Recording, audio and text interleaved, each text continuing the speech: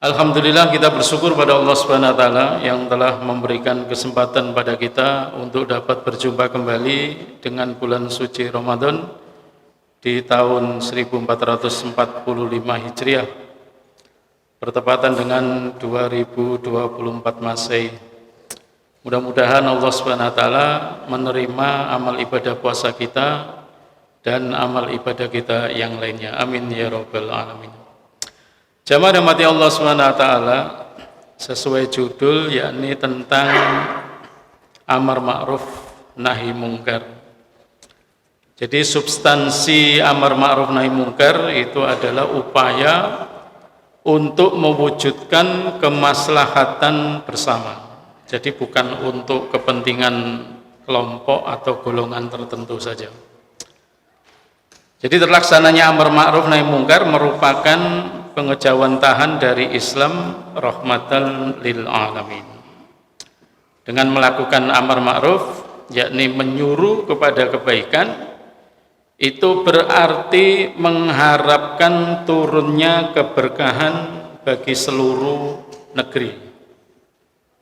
Sebab Allah telah berjanji jika suatu penduduk negeri itu mau beriman dan bertakwa, pasti Allah Subhanahu wa taala akan membukakan pintu-pintu keberkahan dari langit dan dari bumi. Sebagaimana firman Allah Subhanahu wa taala di dalam surat Al-A'raf ayat 96, "Walau anna ahlal qura amanu wattaqau la fatahna 'alaihim barakatim minas sama'i wal ard." Sekiranya penduduk negeri itu beriman dan bertakwa, pasti kami bukakan kepada mereka itu keberkahan dari langit dan dari bumi.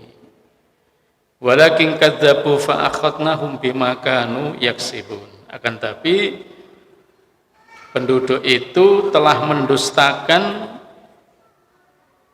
perintah-perintah Allah, mendustakan risalah-risalah yang telah dibawa oleh para nabi, maka mereka dibinasakan sebab ulah perbuatan mereka. Jadi jamaah rahmati Allah Subhanahu wa taala, jika kita merenungi ayat ini bahwa sejak dahulu amar ma'ruf nahi mungkar, memerintahkan kepada kebaikan dan mencegah dari kemungkaran, itu telah dilakukan oleh umat-umat terdahulu yang dipimpin oleh setiap nabi yang diutus oleh Allah Subhanahu wa taala. Jadi perintah amar ma'ruf nahi mungkar ini tidak saja bagi orang-orang tertentu, tidak saja bagi para nabi dan para rasul, tetapi umatnya itu juga ada perintah untuk melaksanakan amar ma'ruf nahi mungkar. Kepentingannya apa? Yaitu kepentingannya supaya kehidupan manusia itu terarah. Kehidupan manusia itu berada di jalan yang lurus.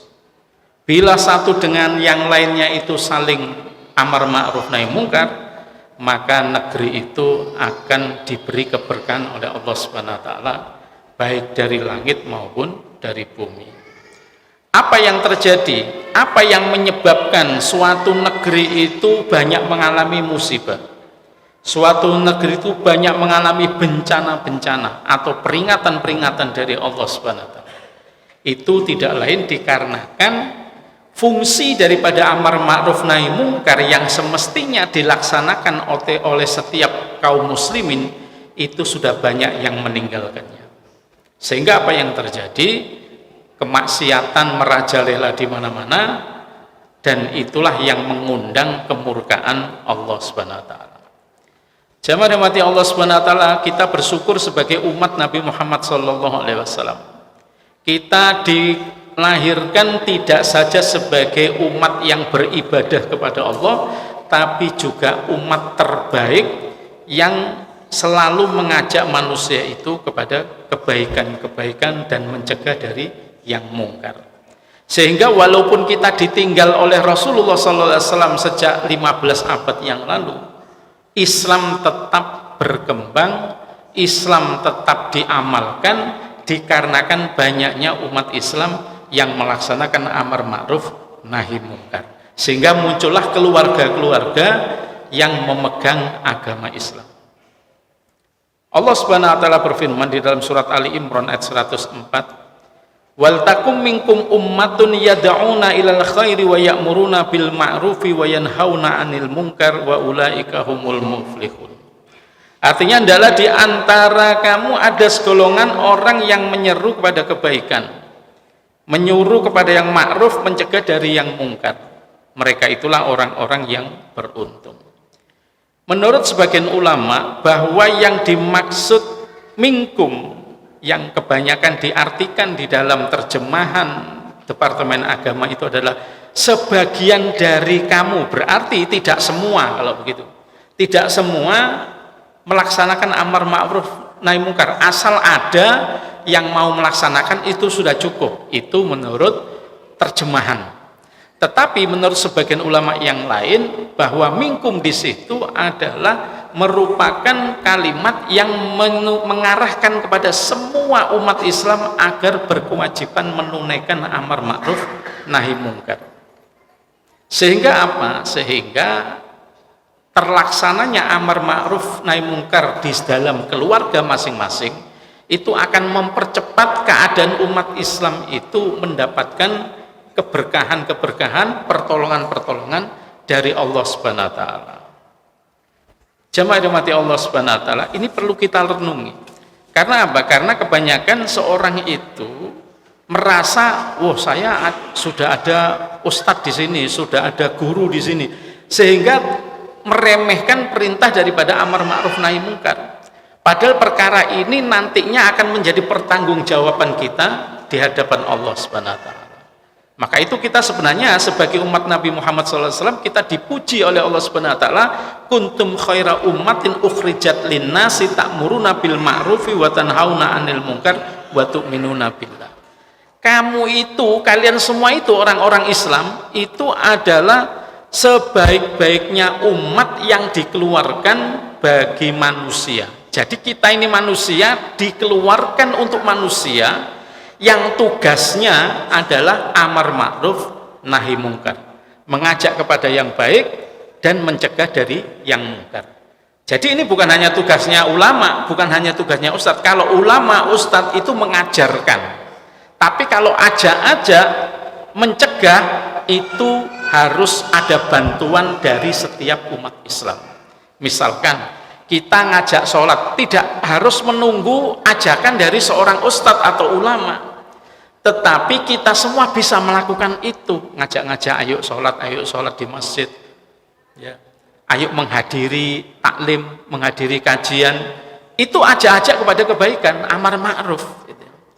Kemudian mencegah dari yang mungkar, tidak perlu kita menunggu ustadznya masih pergi, ustadznya belum datang. Nah, padahal di sana ada orang atau teman kita yang perlu kita tolong ya, kita selamatkan dia dari perbuatan-perbuatan mungkar.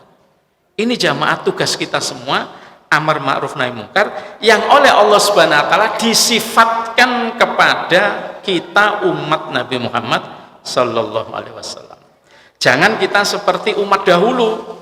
Umat-umat sebelum diutusnya Nabi Muhammad itu menganggap amar ma'ruf nahi mungkar itu kalau sudah ada nabinya, ada ulamanya, ya sudah, mereka merasa sudah selesai, nggak perlu, mereka merasa tidak punya tanggung jawab lagi.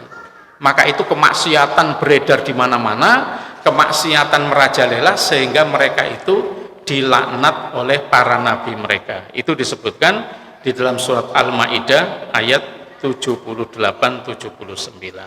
Jamaah rahmati Allah Subhanahu wa taala, mudah-mudahan yang sedikit ini menjadi bahan renungan buat kita dan penyemangat buat kita untuk menegakkan amar ma'ruf nahi mungkar.